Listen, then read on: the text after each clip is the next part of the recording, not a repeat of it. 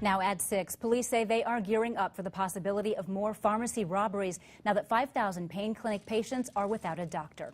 Good evening and thank you for joining us. It all stems from Dr. William Hedrick closing his 9 practices across the state, many located here in Northeast Indiana.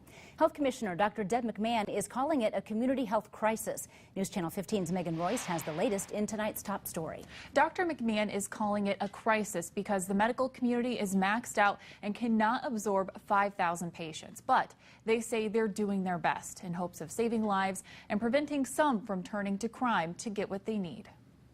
Any way we can get that person the help that they need is a step in the right direction.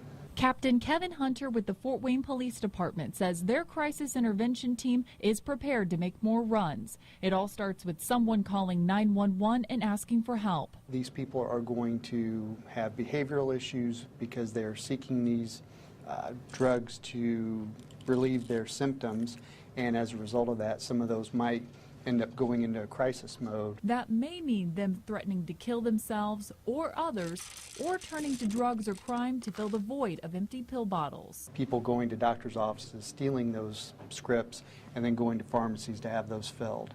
And I also think that it's a possibility that we could see an increase in pharmacy robberies for people who are so addicted that there's no other hope for them other than committing crime to get relief for their addiction. Reason being, some don't want to deal with going through withdrawal. It is the worst flu that you have ever felt in your entire life. You have diarrhea, nausea, vomiting, runny nose, runny eyes, aches and pains, feel like you can't get out of bed, headache, anxiety, increased heart rate. And it's a syndrome that can last for several days.